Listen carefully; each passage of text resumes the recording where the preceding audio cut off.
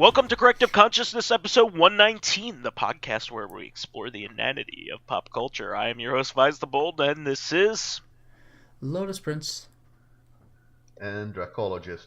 I can't think anything witty right now. Well, could you please tell us on how to do a general checkup on a dragon? Well, you see. You not start with the general orifices, I think. Try avoid the teeth, try to avoid the claws, try to avoid the fire, try to avoid the horns. Yeah, I was going to say stand on the side, avoid the mouth. Try to avoid the fire again, and when the dragon is on sneezing, try to check the pulse first.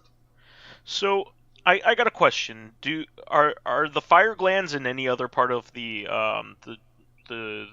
dragon's body, like their ears? Does it shoot fire out their ears as well, or is that just like a mouth thing? It's hard to tell. Glands. People think that dragons are some sort of poisonous snakes that has glands. That it's a little more interesting more than that, but I'll tell you about the later episode. Do they have a pilot light going, or do they kind of like a pilot light? Yeah. Do they kind of like have like some kind? They turn a little dial. Do they have like flint teeth that they click to get the fire going? My dear boy, some dragons are solid ice. Things like they are capable to freeze things into frost. How With do you flint explain teeth? that?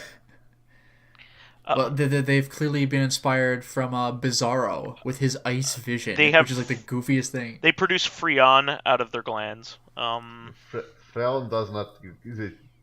Freon destroys the ozone layer. It bites up. It does not do anything cold related. Yeah, I'm out of ideas. Anyway, they shoot electricity from their mouths, which also makes sense. Yes.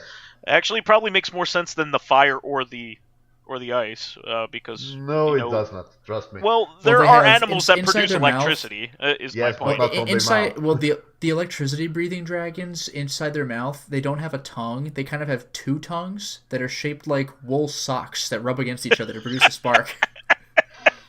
That's so dumb. I wanted to I thought you were going to say this. They look like. Wanted to say quick. Jacob's ladders. Oh wow! Oh god, the hell with that. that there is a device like the Van de Graaff generator, like that kind of thing. Yeah. No, Jacob's ladder is called like when you have two metal prongs, like the electricity between runs upwards. I see. Spark. Oh, I know what you're talking about. Sorry, my first thought went to the movie. No. I actually went to the block toy, like the wooden block toy, that's also called a Jacob's ladder as well. But anyway, we should actually talk about our actual subject rather than dragons. What do you mean? Those dragons don't have importance to you, my boy? They do and they don't. I'm playing Dark Souls right now, and they are my enemy. Yeah, you're constantly killing off like the last of their kind every time in Dark Souls. So anyway, we are this week are going to be talking about the Undertale in particular, but also the Mother series to give us some background also. So I wanted to talk about these games because all three of the original Mother games are important in video game culture, especially the latter two. What I heard. And Undertale is currently important in the indie space. So I am currently playing Undertale because it recently came out on Switch. So I am going through it for the first time. I know I'm late. I'm very much late to the party, since this game is a few years old at this point. It was like 2015 or 2016. Yeah, I think. exactly. Honestly, I wanted to ask that. We should discuss this topic when you're done with the game. We should, but I just wanted to talk about it while I'm going through it as well because. So, can I ask where you are at, or yes. That's kind of a spoiler as well? No, I don't think it's a spoiler. I just finished. I just met the killer robot. I He's like one of my favorite characters in the game. Oh Yeah. yeah. So I just basically left that area and did the puzzles to get into the next area. The ship block puzzles. I just did those Oh, those. So you're in like Hotland or whatever it's called. right after Yeah. Hotland. Basically, Oh going. yeah, in the lab. Did you meet I Alphys? already went through the lab, which is where you meet the robot, the killer robot. Yeah, But yeah, I'm actually in the second meeting of the robot right after that, right now. yeah. The robot is very fun. Oh yeah, you think it's going to be really bad, and then you have one of the most annoying uh, game show esque. Uh, Oh, it's the best. it's the so best. funny because legitimately I was like playing it in the beginning. It's kind of like with Earthworm Jim 2, you go into this game show and like the first two questions are pretty legitimate and you're like okay, and then it asks you questions like what the fuck like Yeah, there's no way you can answer these things. yeah And that's exactly. like, if you don't know if you actually don't know questions like Office helps you out. Yeah, I don't know if you noticed, but when he asks the impossible questions, you could see Alphys on the side kind of making shapes with her hands that form the correct letter you should be Oh choosing. really? I didn't know that. Yeah, she's kind of like, like it's so you can guess that way, and eventually Middletown will be like, wait a minute, you've been helping him out. Like, it's Yeah, pretty great. yeah, I already got to that point too, but it's Yeah. pretty cool. But what I guess I should go ahead and talk about how the Mother series relates to these this, and I'm sure some people know this already, but Yeah, so it relates by Toby Fox actually making sort of fan-made sequels to the Mother Yeah. series. yeah, in particular the big one is called the Halloween Hack, I believe, Yeah, I think is the so. one that he made. Toby Fox obviously was a huge fan of Earthbound, and made his own like fan games based off of Yeah, it. Earthbound is one of those games where not a lot of people played it back in the day because it didn't look appealing, based on like the way it was advertised, and it was also gigantic. It came in a huge box because Also, it came with RPGs just its own weren't strategy popular at guide. the time. They just, especially Yeah, Dragon Quest style yeah, RPGs. and the RPGs weren't quite in, so like, and also the graphics looked bad even for the SNES. It looked like a little better than an NES graphics type of game. And like, now we realize graphics aren't everything, but like this is when video games in general were on the mainstream ones were on the new wish side, like the 90s, So we wanted to be done away with the NES and into the SNES, and Earthbound didn't look very good from just running around the world standpoint. So like it, and also it was expensive then, and it's like stupid expensive now, unless obviously it's cheaper on the virtual console. But like the people who did play it though, if they were able to make it through like the first area, if they were able to tolerate like, oh, this is the kind of game it is, the people who beat it really have a passion for it, and in my opinion, for good reason. The game is pretty emotionally like powerful, and it gets into pretty surprisingly serious territory considering how goofy its humor usually is. And Mother 3 gets even more serious. Yeah, But it's like a child's storybook with like more humor than cutesy stuff, like occasionally laced with almost eldritch Lovecraftian horror stuff. that's the thing. When it feels like getting serious, it can get surprisingly serious. So I should first also uh, talk about how these Mother games were made. So I'll first specify that Mother is the Japanese name for the series. So we will be using Mother and Earthbound. We're going to exchange these back and forth, mainly Yeah, because just mhm. mainly because the only game in the series for a long time that had been released in the US was called Earthbound, and the other Yeah. two games hadn't been. Nowadays, you could get the first game from the NES on the Virtual Console in English, and they renamed it Earthbound Zero or Earthbound Beginnings. Wasn't it called like Mother Zero? No, it's called Earthbound Beginnings. I'm sorry. is the Okay, main because board. that's the thing to remember though, is that what we know as Earthbound is actually Mother 2. Yeah, it's And Earthbound then Beginnings is the official okay. Nintendo name. And then there's the Japanese only, even though it's been fan translated, Mother 3 for the Game Boy Yeah, Advance. and that really plays into the themes of the series are supposed to be about being home and being loved, and also the comforts of home and missing them are like a big thing in the series, and also uh, motherhood is explored, and also the fact that you're protecting Mother Earth. And it was I hear the creator of the game, who is Sage Saga Shigesato. I'm sorry, Shigesato Itoi, who was not a video game person. He was actually a famous writer and copywriter in Japan, like an ad writer. Um, he actually penned these games. He said that he named them after a John Lennon song called Mother. Um, Oh, Ah, but interesting. yeah, yeah. But I think it also plays into the fact that uh, a lot of the games explore parenthood in various aspects as well. Especially yeah. the third game in particular, it has some really heavy themes when it comes to parenthood and loss and things like that. And also, you think it's kind of funny by today's standards, but it's actually he was addressing a serious issue. So your father in the first two games of your character is like only communicates with you over the phone. Yeah, you never see him ever. You never see him. In fact, they make light of it in the credits. They even just I was gonna label mention your that, yeah. dad as the phone. Um, Yeah, it's like, and your dad, and you just see like, yeah, your house phone. and it's a your father is an important mechanic in the game in that you talk to him and he tells you like to not give up. He gives you encouragement over the phone, but he's also not like physically there.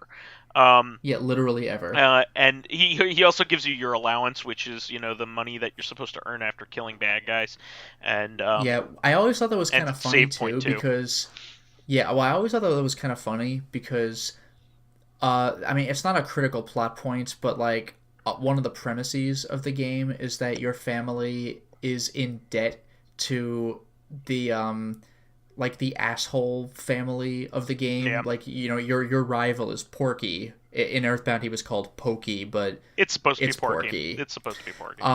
And like his Porky. parents are just as dickish as he is, and just your family owes the money, and they can never pay them back. Like, you don't quite have the money to do that. But meanwhile, as far as in-game mechanics are concerned, your dad gives you a shit ton of money over the course of the game, and you're like, wait a minute, it's just kind of funny. Yeah, but I should also say that he is actually commenting. Shigesato Itoi is commenting on his own relationship with his his children or Mm. his daughter in particular.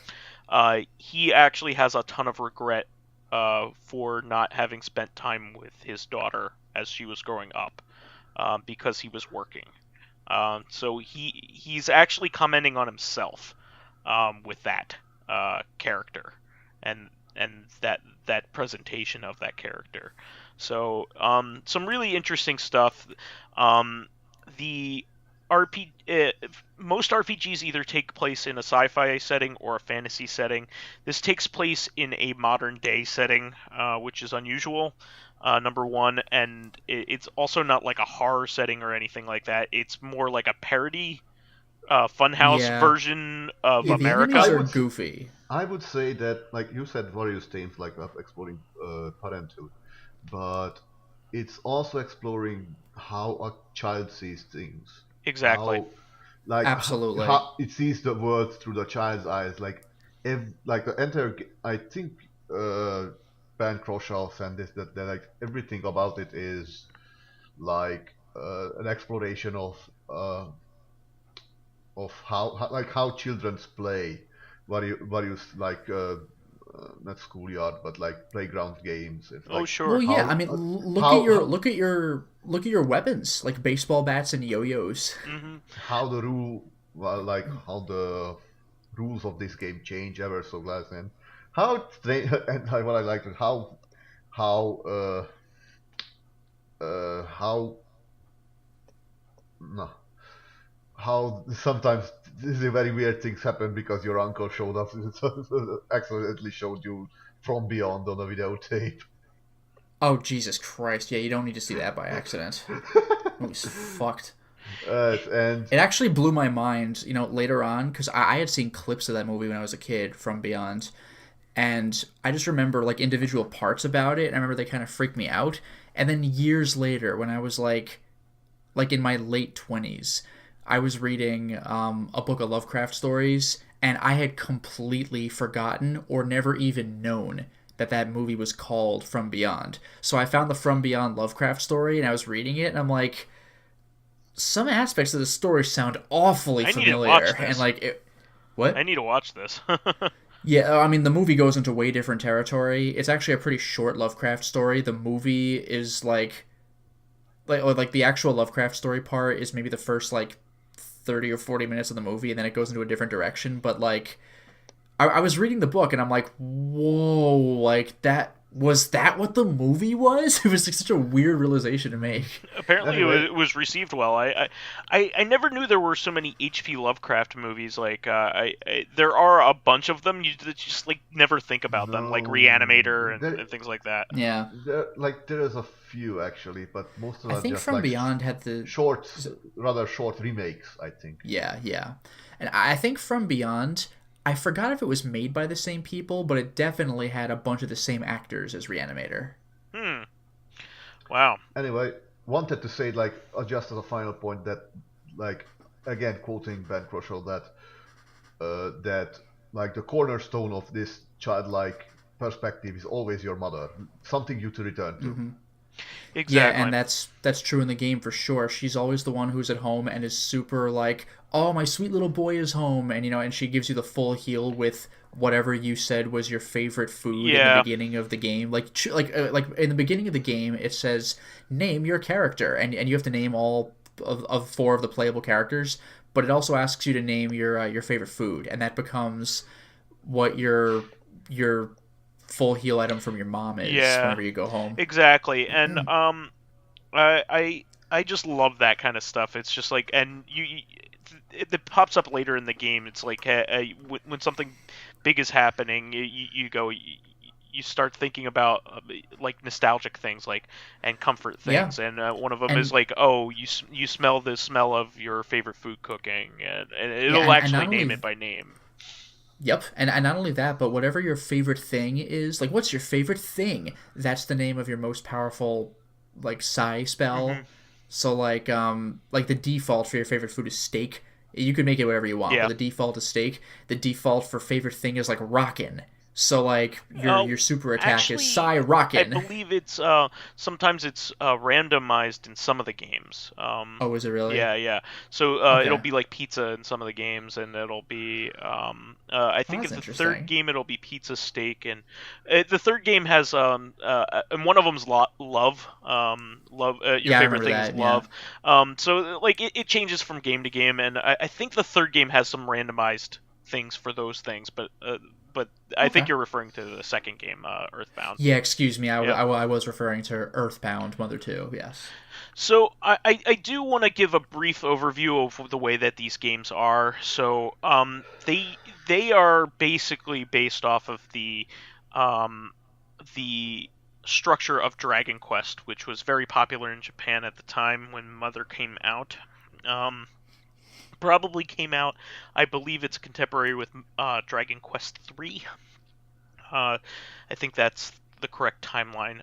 So you go around the town, and it's kind of funny to go from playing Dragon Quest, which you're fighting slimes and dragons and other Yeah. fantasy creatures in a fantasy setting, to being walking around a normal looking American style neighborhood and fighting cartoon crows that are smoking Yeah, and spiteful crows. and My hippies. favorite is still new age retro hippie. Yeah, Yeah. exactly. And But like you were saying about Dragon Quest though, the battle system is somewhat similar. It's still old like yes, Western RPG style where you're facing the enemies, like it's just a picture of the enemy looking at you, like Final Fantasy Mystic Quest and kind of style and RPG. not only that, but it's all black text except for the enemy, and your character isn't even there. It's just they're just part of the selection. Your name is there, One thing I and that's found it. rather fascinating is this is a weird connection to make, but the damage and the heat. Well, not so much the damage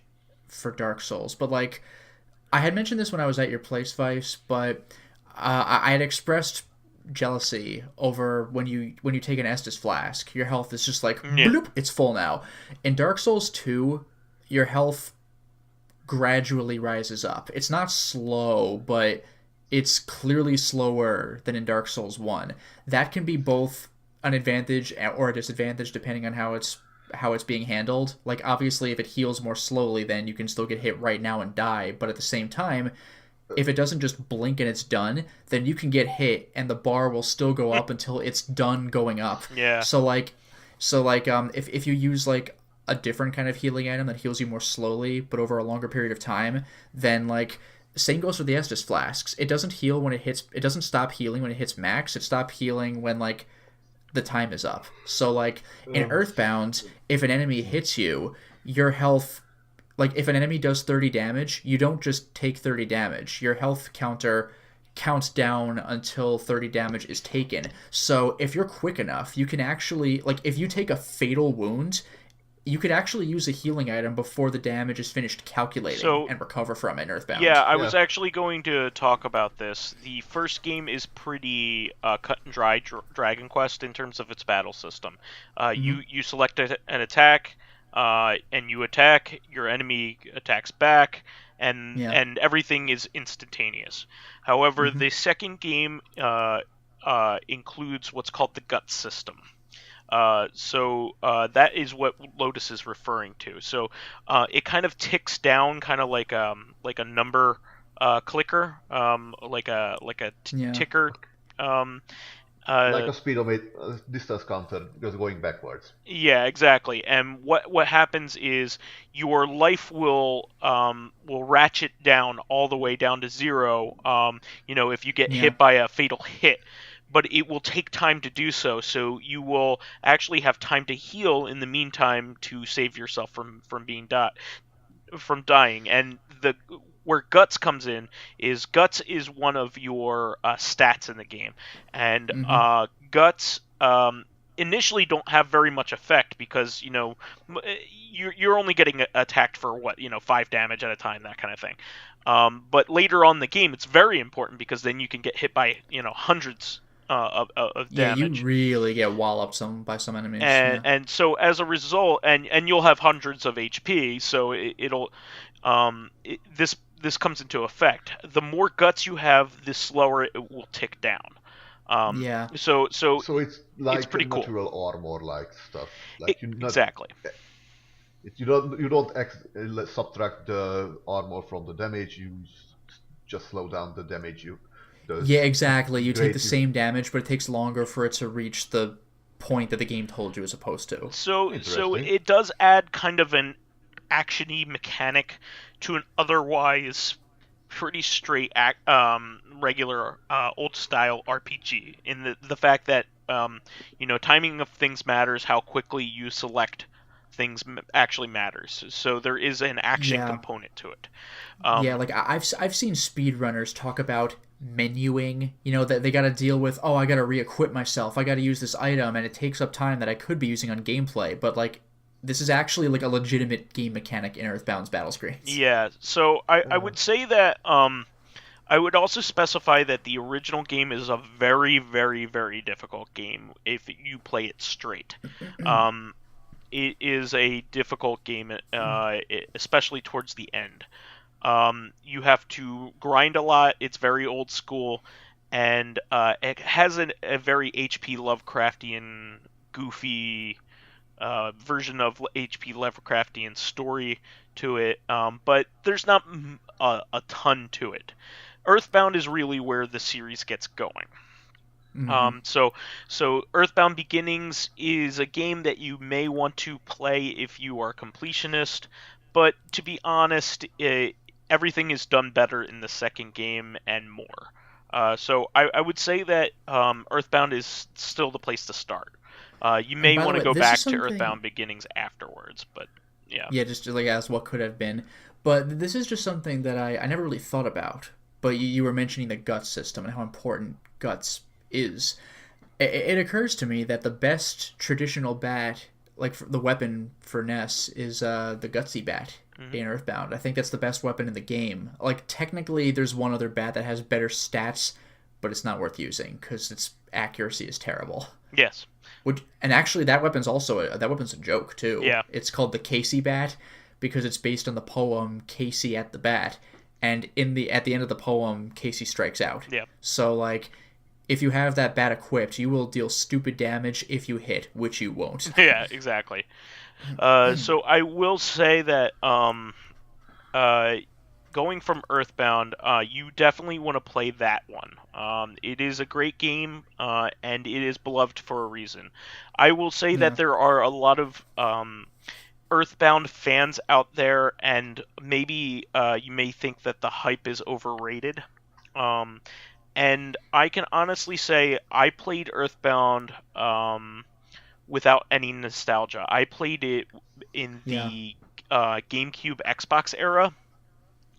Same. I played it when I was in college, so that's probably 2008 or so is probably when I played it. Lotus and I had just met at the time. So it is a really great game. I enjoyed it thoroughly. However, it still does have old school RPG trappings, so you definitely need to relax while you're playing and kind of be okay with it. But the good outweighs the archaicness. The dialogue is fantastic. The jabs at society are certainly well warranted. It's just a very clever game. And there are weird secrets in the game as well, like the useless object, which is extremely difficult to find if you haven't looked it up. There are 2 different grains of, what was it, like salt or something, or pepper. Like there are 2 little, like, literally pixels that it turns out you can talk to. Yep. And you can go back and forth between them and have a conversation with them. And it doesn't even really do anything for you. No, it's just like, but that's part of what makes the game so much fun. Yeah. So then you can move on to the third one after that, which is a Game Boy Advance game. Now, that would be it's only called Mother 3 because it only came out in Japan officially. There is an English fan translation that is very fantastic. I will say that it is one of my favorite games of all time. It is my favorite RPG, other than maybe Skies of Arcadia. But it may even beat out that if I really had to say. It is probably top 3 games of all time. Maybe I can't pick between my top 3, and it's up there. So it is fantastic, but I would say that you should play Earthbound before you play it. Mother 3 definitely has callbacks to Mother 2. Exactly. So like it's like Earthbound, as far as I'm aware, can stand alone, but Mother 3, you could play it just by itself, but like, yeah, like it's definitely a sequel. It's like what we were talking about on Recon with Corpse Party Blood Drive. You can play it without playing Sachiko's Birthday, but like, you can tell that you're missing a little something. Maybe it doesn't matter overly much, but like, you'd like to know. I would disagree. I would say that the context that you need for Endgame is very important. That's the main thing. I don't know how much of it you really need to know, except that this like thing you're talking about is there, but like, it would be nice to have known first, for sure. And by the way, go ahead. Okay, just wanted to mention that there is a fan-made game called Motor Cognitive Dissonance. Heard about that? Have not. No. Hmm. Look into it. I would recommend it. Huh. Okay. It actually takes on a like I wouldn't say on opposite side, but on a different perspective. Okay. Interesting. Yeah. I guess that makes the title make sense. So, from there, I will tell you how the battle system evolved. So it still has the gut system, which is important, but it also adds a couple other actiony things to it. First of all, Yeah. you there's kind of an action component to the way that you get into battles. Like you can actually like kind of bash into things in the map screen. And you can also during the battles there is a rhythm mechanic, so you can tap along with the song that is playing in the battle if you attack, and get additional attacks up to 16 times, I think. Damn, nice. Yeah, it's really really cool, and what's really neat about it is that if you combine that with the gut system, you also have to curb how much you want to use the rhythm system. Oh, wow. Yeah, because you can't wait too long if you're in Exactly. danger. So it is very dynamic and a lot of fun. I really enjoy this particular system. It may What? remind you of Mario RPG in that Hmm. in a little bit of a timing sense. yeah, with Yeah. timing, but it's even more evolved than that, I would say. Yeah. I wanted to say that what I keep hearing that what many people praise about the Mother series is that the fact that if you are over leveled, then you don't have to deal with monsters. Yeah, actually, that's a thing that I don't know if it was in the original Mother, but it was certainly in Mother 2. It's a very useful thing. Very useful. So, normally, when you bump into an enemy, the battle transitions into the screens are always the same. You hear like wah wah wah, and like there's a spiral of like blue that fills the screen, like spirals around, and then the battle screen happens. If the enemy ever bumps into you from behind, it goes like and like if the spiral is red and the enemy gets a surprise attack. If you get an enemy from behind, then the spiral is green and you get a free attack. But if you're over leveled, like way over leveled, and you hit an enemy from behind, or even from the front, as long as they don't get you from behind, then you'll do the transition wipe, but it'll just immediately, it won't take you to the battle screen. It'll just say, you got him, and it'll tell you whatever XP you got, and it dropped. So the game, unlike a lot of other RPGs, is aware that you may have to grind to level, but you don't have to spend hours grinding. Like, if you can kill the enemy, then like we believe you, he's dead. It saves you a ton of time. It's fantastic, Yeah, especially if you're and not even trying to grind. If you go back to like the first town in the game and you just want to get to your father or something, then like there's no point in fighting. I think some enemies will even run away from you at that point, but if you do touch them, then they're just gone. It's really convenient, and I'm not even aware of any other game that does this. Yeah, so I'm really excited to tell people about these games, and Mother 3 in particular has one of the best stories of any game I've ever played. It Yeah. it is incredible and definitely should be played by everyone. It yeah, is until Undertale, that is. yes. So that is what I'm leading up to here. So um, the Mother series, of course, is extremely popular in the retro community, and a lot of people really love these games and talk about them, and they are deservedly so. They are, a lot of times I can say that they're rose tinted glasses, but this is not the case. These games are genuinely good.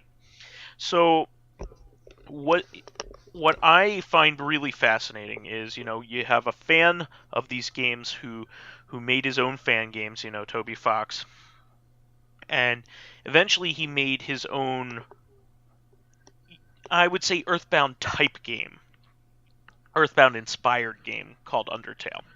And I'm sure a lot of our fans have already played this game, but I have to say, I have to talk about it because I've been playing it, and I finally got around to it. Uh, there would be no Undertale without Mother, or Mother 2 or Earthbound. These Yeah. games are actually Undertale very much plays on your expectations if you've already played Earthbound, and kind of subverts them constantly. And Yes. that's part of the reason why I love the game so much. So Undertale is such a phenomenon that so many people love this game. It's one of the best-selling games in the past 3 years, I think. And people talk about it all the time, and I kind of didn't get picked up in the hype. I always kind of wondered, is this really just a pretender to all of these things? But it is legitimately awesome on its own. I can automatically say that. Even within the first couple minutes, I started loving this game, and it was one of those things like, oh man, I wonder why people love this so much. Is it just because it's like Earthbound? And it's like, no, it's way more clever than that. And I should have been giving it's a people. legitimately good game. I should have been giving people more credit. I didn't want to go into it thinking, hey, I'm automatically going to like this, but I ended up loving it, and it's so much fun. So essentially, the battle system is one of the coolest things that I've ever played with. You're a bullet hell fan, so you would be. It's not even just that. It's how dynamic and creative they get with it. Is what the way I like it. I am a big shmup fan, in general, and on the very basic level, the battle system involves your character being represented by a heart in a small box. And that box is where projectiles and other things can fly at your heart and damage it. That is at its very basic level. However, every battle is a little bit different in how you play it, and also your goal may not just be to avoid the bullets. In every one. I think every single enemy type in the game has a unique attack or attacks. So like, it's not like the easy enemies have the same attacks. Like, they're all different. They may be different variations of easy, but you're gonna have to do something a little bit different to dodge every single time. And not only that, but if there are multiple enemy types in the battle that you're in, their attacks are combined. Combined. Yeah. You want to get rid of them quick. Yeah, exactly. So, for instance, there is. I don't think I'm ruining much here. I'm trying not to spoil things here, but there. Well, just don't say who the bosses are, and you'll be fine. Essentially, one of the early boss fights involves a boss that you can't hurt directly, and he can only hurt you. However, his picture is above the box, and you can actually get his attacks to fire on him.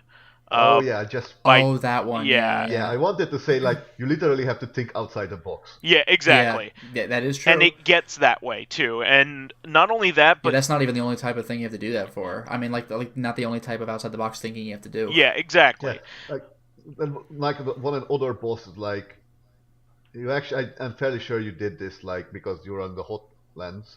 That's not spoiler. Yeah. Like, it turns basically into like this 4 introductional Dance Revolution style game. Yes. Yeah, it was very Gitaru Man at points. My favorite was the Tsundere plane. Yes, you actually want to fly close to it and but touch not the too green. Close. But not too close. In order for it to start to blush.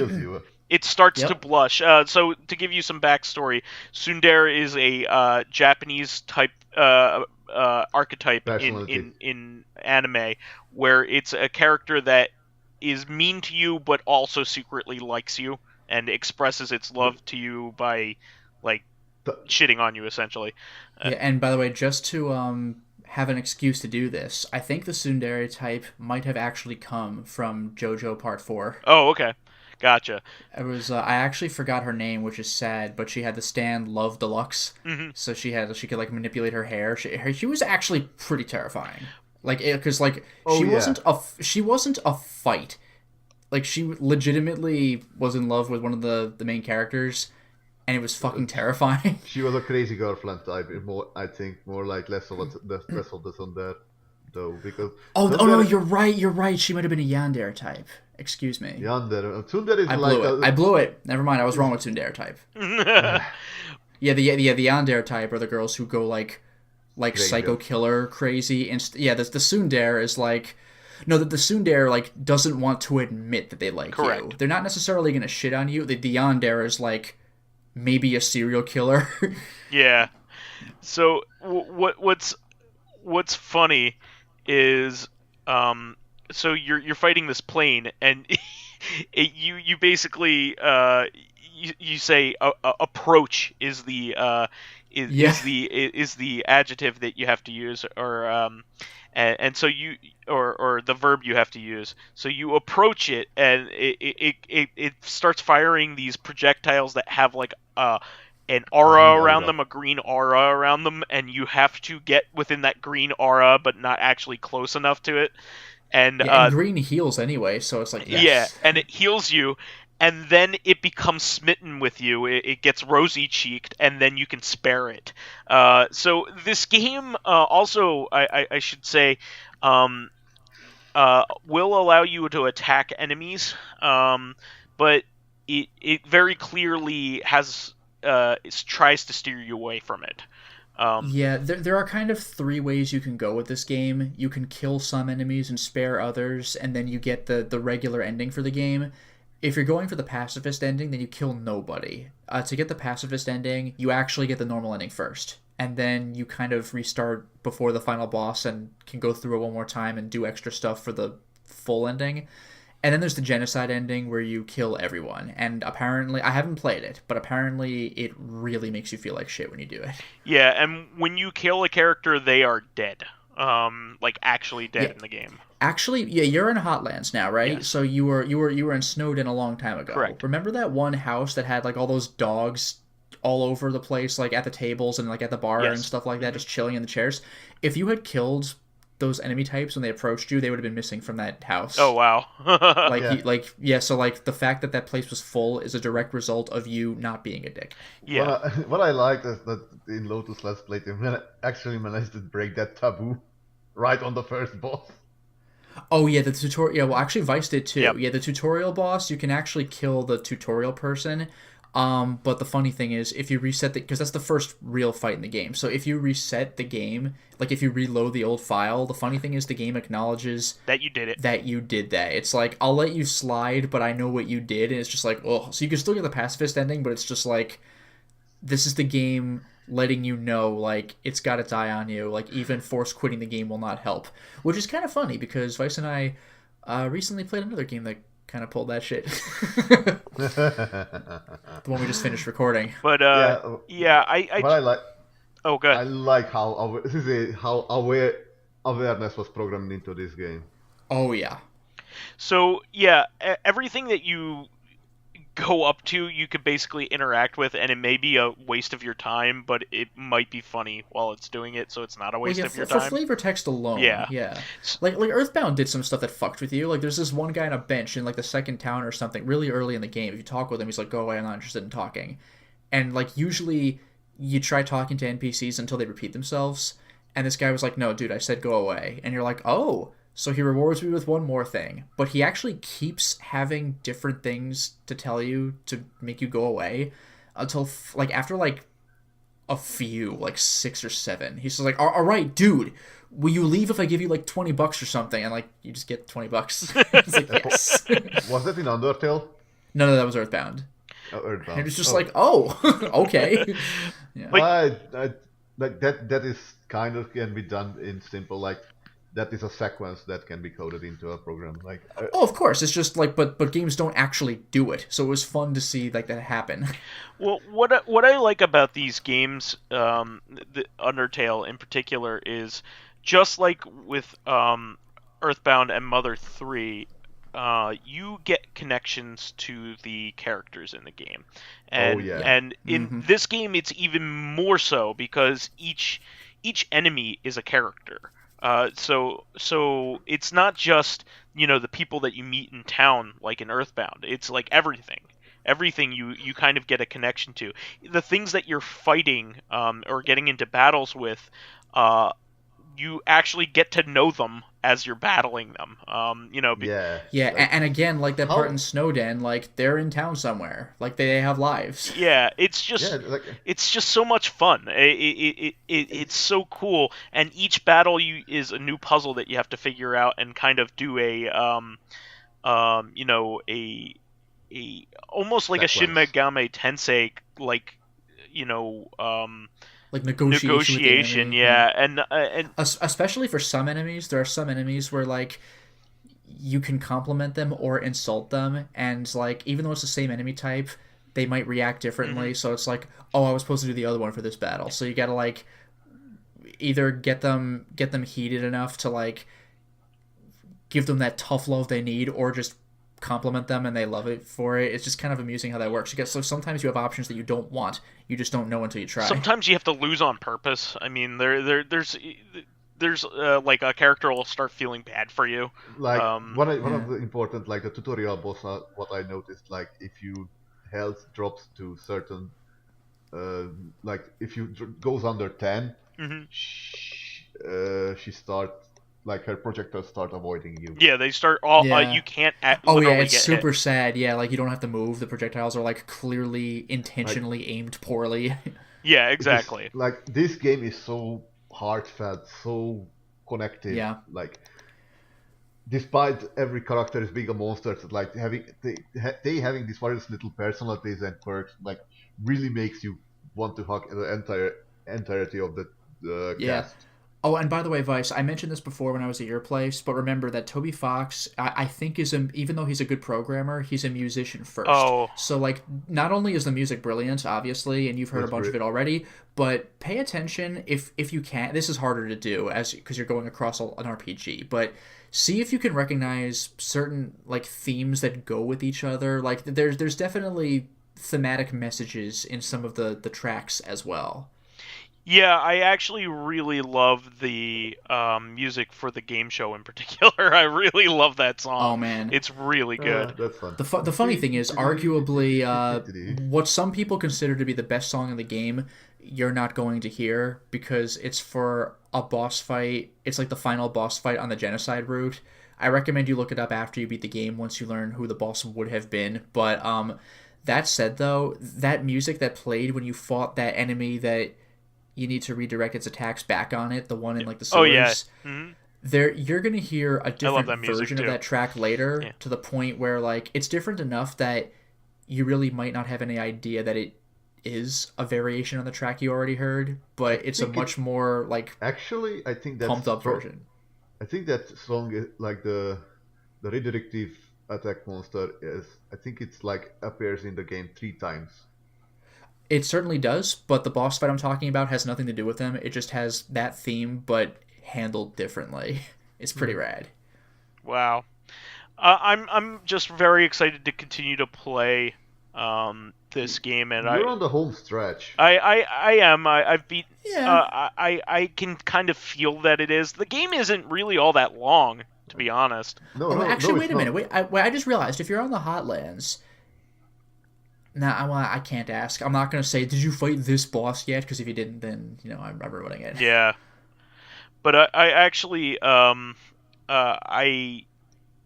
just beat the block puzzle, so I don't know what that Which block puzzle? where you have a ship and you need to move blocks around because you only have two Oh, bullets. Yeah, there that. are like It's there not are two or hard, three of those in actually. Hotland. Yeah, I Yeah. beat those I two. get more troubles with one of those when you have to turn the axis into circles.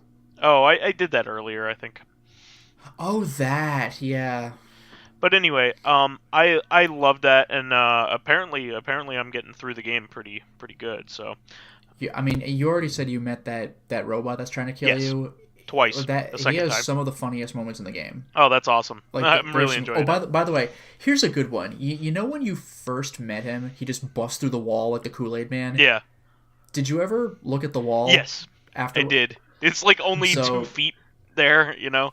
Well, yeah. So the implication is he was just waiting in the wall to jump out. Yeah. Like he didn't come from another room. He was just In there. in there, like it's a closet. Is, oh, a guy's here. Boom! Like now's my chance to do something. Like, okay, why were you even there? Exactly. But I just kind of want to wrap that up because we do have to get to our other segments here. Yes. But please do play all of these games. They are all related. You could Mm-hmm. play Undertale on its own, obviously, but Yeah, Undertale plays like it has gameplay homages to Earthbound, but you don't need to know anything about Earthbound to know Undertale. yeah, it's just one of those things where you're like, oh wow, this kind of fits into the evolutionary track. Yeah, You like know, if you like Earthbound, you will probably like Undertale. I don't think there's a chance you wouldn't. But Yeah. anyway, for this week, I did not weigh myself. However, I was very good this week leading up. So I will weigh myself next week in order to get see what my results are. But I Mm-hmm. did really well in watching what I was doing, and my pants have felt better as a result. Hmm. So I think I would have lost something here. So Nice. let's move on. Could you please move on to our next segment, Lotus, and read off Yeah, our the reactions? Yeah. responses. So yeah, so we have three. One of them is from Lemao. I started adventure games with Monkey Island and Sam & Max Hit the Road. Monkey Island quickly became one of my favorite game franchises that I still quote to this day. Sam & Max holds a special place in my heart. For some weird reason, I only got the English version of it. Being French and only 6 or 7 years old, I had absolutely no idea what was going on in the game, and despite the Oh, help of my older sister, we were unable to go very far. Nonetheless, sharing this experience allowed us to grow closer, and completing an adventure game or escape game together became a thing we enjoy. For universes to live in, I would still choose the Pokemon universe. The recent games seem to imply that Pokemon and humans are meant to coexist peacefully, some sort of symbiotic relationship, so even if accidents and exceptions may happen, the risk of getting speared by a Beedrill should be low. Still, ghost types exist, so I'd be wary of where I would be going just to be safe. Um, okay, but so yeah, Dracologist? wanted to say that like solving puzzles with your sister is very sounds very cute. Like I wanted to add that me and my mother really like she really loves hidden object games, Oh, and sure, yeah. Yeah, they're and very we popular. used we used to play them together. Carry Yeah, on. absolutely. So, and actually, the second comment is from you, Dracologist. So, Yes. yeah, Hello. so you're saying the adventure games you started with were LucasArts, and of all things, Cocktail Vision games like Day of the Tentacle and Goblins. Like they have the multiple eyes Yes. in them. So Goblins too. Yes. Sierra. Interestingly, like goblins, like the more I was in the game, like the first game had three goblins, so it was goblins, Yes, and yes. as you went backward, it had become just like one goblins one. Yeah, it was kind of funny. And then you were saying Sierra. Yep, the game that kills you and mocks you for it.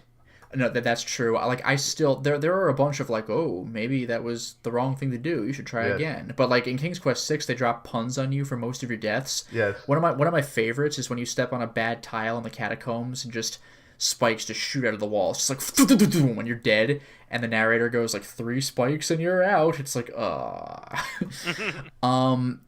So, and you're also saying, please play the Manhunter New York. And then some point in Click Veterans say that the just click is less of a streamlined process, making things too easy. I mean, I could buy that, but like you miss out on flavor text if you click like talk when you should be clicking grab or something. But it just makes gameplay, I mean, easier. Old LucasArts games with the prefix commands made it a bit better. That's true. Like Maniac Mansion, like touch, talk to, open, You speak close. up, talk, Yeah, walk. it's like Snatcher. Talk, investigate, look, like kind of like that. So the LucasArts games, Police Quest, and you're saying Police Quest is not hard because it's by the book. It's because if you don't do something by an arbitrary sequence, it kills you, like most of your adventure games. No, that is true, but apparently Police Quest 1 is like really by like police officers' manuals of the time. Oh yeah. So Dreamweb is an adventure game as well. Jane Jensen games are fun. Everything by Amanita Designs is just great. Shivers 1 and 2 is a great universe to live in. Warhammer 40k, because I want my balls made from solid adamantite. Other universes would be fun, maybe like Undertale because whimsy. Ori and the Blind Forest because you want to pet a guardian spirit. Yeah, fair enough. Brutal Legend because metal. Also fair enough. General Ledger says, like Vice, I was introduced to Myst as a kid, and while I found the world fun to explore, the puzzles were too difficult for me to get far into it. I loved all the Quest for Glory games except for the 5th. Sadly, the transition to 3D games made gameplay clunky and did a disservice to an otherwise fine conclusion to the series. Heroine's Quest is a great homage to the Sierra games. Quest for Glory in particular. Yeah, I've heard of that one. I recommend it to fans of the series or Norse mythology. A few point-and-clicks are Siberia, like SYB, Siberia, Yes. for its themes on dignity and aging, Puzzle Agent for the offbeat humor, and the browser series Don't Escape for the multiple path solutions and tough moral choices. Now, as for the question, oh man, this is going to be a scary question to answer with the amount of time we have left. Just wanted to say, like, for Yeah. General Ledger, like, I would like to recommend the Puzzle Agent because it's basically Fargo. The puzzle is a puzzle game. Oh, geez, that's awesome. All right, but yeah, for the question, I'm kind of afraid of this one. But Erwan Lagadek, I hope I pronounced that right, Lajadek. Speaking of roguelike, what are your thoughts on it as a genre and games that claim to be roguelike? I know you like Enter the Gungeon, but are there any others? No, I never really thought of Dwarf Fortress as a roguelike. I know of it, and so do you guys have any thoughts about it? Well, So I've never played that one in particular, but No. I am warming up to the series. I used to hate it, or the genre. I used to hate roguelikes. When I was a kid, I did not get them, but when I was a kid, I didn't really get RPGs in general. But out of all the type of RPG genres, roguelikes were my most hated. Because I just didn't understand how I was supposed to play. I didn't understand I was supposed to lose. Well, yeah, my first roguelike ever was a terrible one to get into the genre with, but it was Baroque. And that game, even among roguelikes, is extremely, like, obtuse and, like, you don't know, like, not only do you die a lot, but you don't know what anything does, and everything is weird on purpose.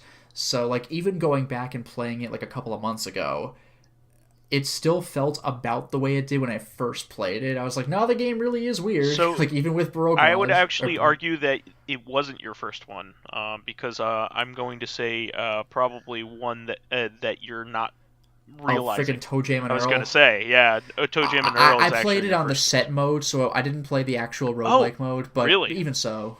Okay. Yeah. I played it in a way that, I mean, I didn't actually do it. I didn't have a walkthrough, but I played it in a way that you could have used a walkthrough where it's a set path. Gotcha. But yes, Toe Jam and Earl technically is a roguelike if you play it the regular way because the parts are on different floors, I think. Yeah. Or at least in different locations on them. And the presents And are the all map is a bit randomized. different.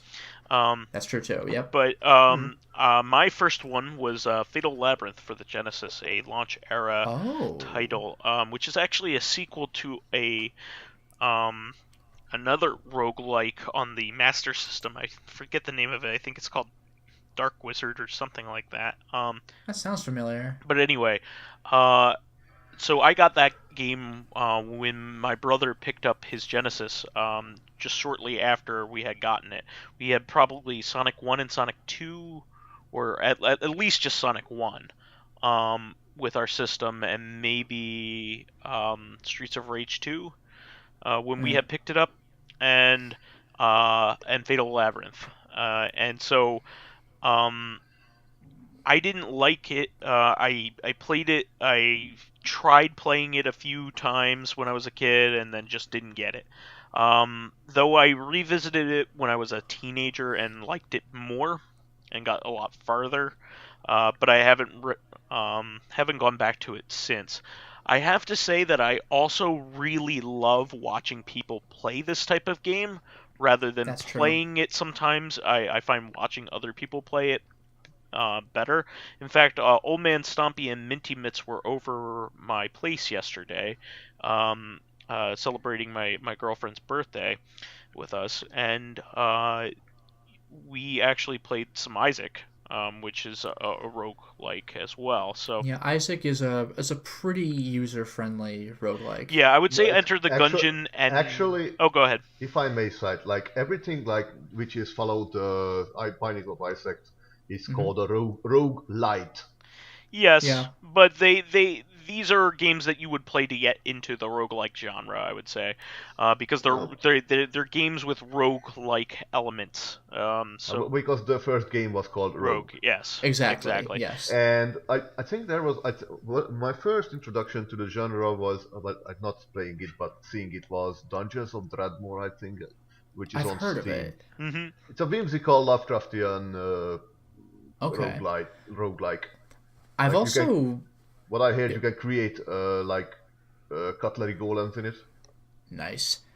Like I've also I've like I mean I haven't gotten every single unlockable in the game, almost every, but I have made it to what is considered the end of Rogue Legacy, and that game is a lot of fun as well. It's a Hmm. side-scrolling platformer roguelike, Yeah, I would but recommend that one as well, especially if that's you also a like very fun one. Metroidvania kind of games. Dead Cells has roguelike Yeah, I elements wanted to as say Dead well. Cells. So all of these games kind of follow in the footsteps of Binding of Isaac, I would say. You also have Yeah, FTL now out it's there as well. ironically it's kind of like it's like Isaac likes now at this point. Yeah, yeah. Huh. But they all kind of stem from the roguelike structure, which is a lot of people out there might have an introduction to that genre, and it's more of a pure state with the Pokemon Mystery Dungeon Like, games. Those Okay. are popular, and they are directly descendant from um, the console, probably the most famous console roguelikes, which are the Mystery Dungeon games, Shiren the Wanderer. Oh Those yeah. games are all made by Chunsoft, who made the first Dragon Quest games. Probably I think 1 through 6 or 1 through 5 or 1 through 6 are Chunsoft games, and then they started making the Mystery Dungeon games. And Shiren the Wanderer, it has had a few English incarnations, but the most popular versions of those are the Pokemon games. And those games are very much roguelikes. Um, they are not roguelite in the slightest. They are roguelikes. So if you want to see it in a more pure form, please check those out. But the roguelite genre is associated with failure and luck, but also learning how to use the system and get luck in your favor. Yeah. I do want to say that what you say is true, but also that roguelites are all turn-based. Roguelites, which like Binding of Isaac likes, are all reflex and skill-based. Like the original Rogue, everything moved when you moved, so Okay. it was like a turn-based game, and you had to adjust everything accordingly, like an old school Oh, interesting. RPG game. Or like Like chess, this, if you want to go back that far, right? not really chess because like you take turns in roguelite. When you move, enemies move. Yes. So wait, so this is a weird comparison to make, but in that sense, like super hot. Yes. Yes. Not exactly. They Like, do can't you move if you're remember? not moving. Yeah, like literally they move when you move. Yeah. Yes, only just they're not continuous, but in step and step like. Yes. Yes. Hmm. Yes. But the concept is similar. Now, uh, Dracologist also reminded me that Downwell also has Mm-hmm. Mm-hmm. elements of this. Robot named fight. What's that? Uh, robot named Yeah, fight. Robot Named Fight is a Metroidvania, And another Metroidvania and one. Staradan. Yeah, yeah. These are all good good games in the genre. I particularly like Enter the Gungeon. I like Nuclear Throne. Those are Oh, shmup. that's right. That's a pretty good one. Yeah. Those are shmup geared ones. Binding of Isaac is not one of my favorites, but I understand how good it is. I think I just need to play it more. Yeah, and Binding of I Isaac kind of, I think, was largely responsible for making roguelites more mainstream. Very much so. But I I do love Downwell. I think that's a very good one. I like the Metroidvania ones as well. Rogue Dead Cells Legacy and robot and Dead Cells. The only one that robot named fight. I haven't Robot named fight is I really like that one. Metroid like. I like that one too. I need to get back into that game. I kind of lost this momentum from that. The part where you have to button mash just to stand up at every start is a little obnoxious after a few to death. I also like Flint Hook. That one's a decent one as well. Oh yeah, I completely forget about that game. A lot of people like FTL. I didn't put enough time into it, but a lot of people really Oh, love Faster that. Than I Light. do want. Yeah. Speaking of lesson, is any like I have this game, but I never touched it. For God's sake, I don't know why.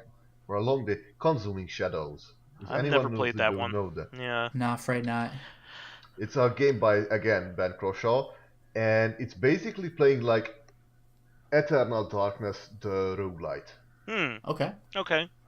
It is like it uses like a similar like what is it? Sanity effects and things like that. Sanity effects and horrible monsters are chasing you. I guess the whole game is like based on silhouette, so graphically it's not very uh, intense, but you will going to shit yourself at a few points.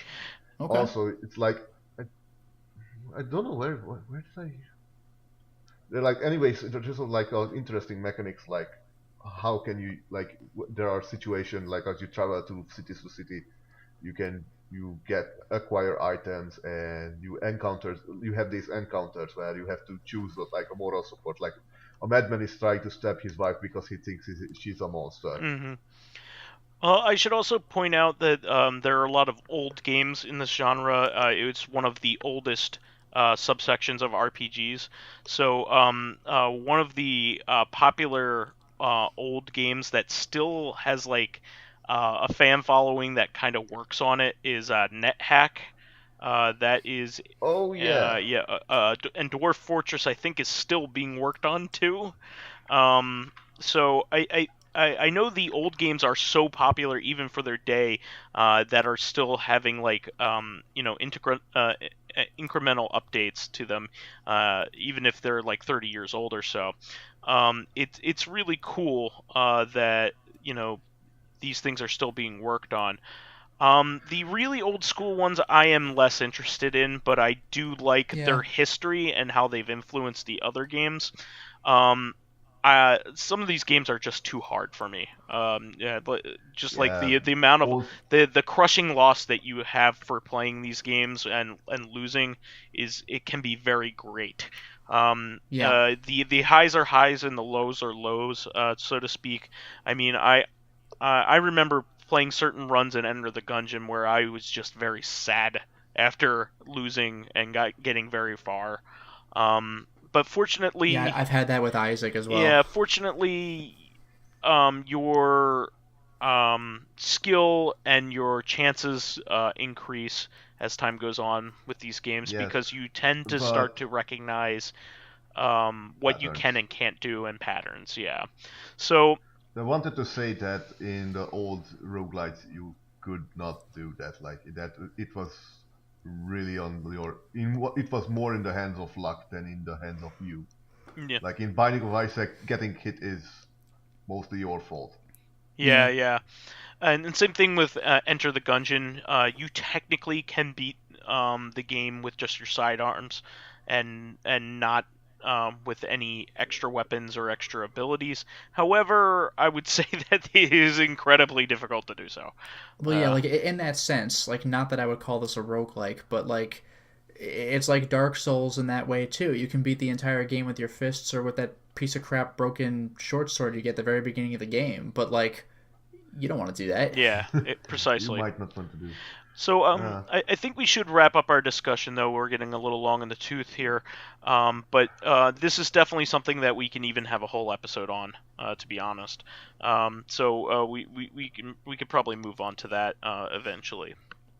That is the show for this week. We want to thank our fans who contributed questions. Please keep us supplied with awesome topics by submitting questions of your own via the YouTube and SoundCloud pages. While there, please give us thumbs ups, likes, and 5-star ratings on iTunes. Helps promote and spread awareness of the show, and any bit of encouragement helps keep our rotating third seat filled.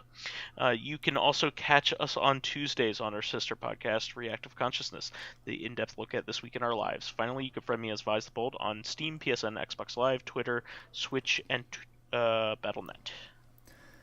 And you could follow me on my YouTube channel, Lotus Prince. You can hit me up on Twitter at Lotus Prince. And finally, if you're interested in seeing my videos early, getting in on exclusive live streams, selecting upcoming games for me to Let's Play, or even engaging in Discord chat with me and other patrons, then perhaps consider swinging by my Patreon account, which can be found at patreon.com/LotusPrince. And you can find me on Skype, Steam, and on Discord on the Lair of the Crocodile and Steam Sentinels. All right, we'll catch you on Tuesday for another episode of Recon, where we will talk about things that haven't happened yet. Until next time, everyone. Bye-bye. Good night.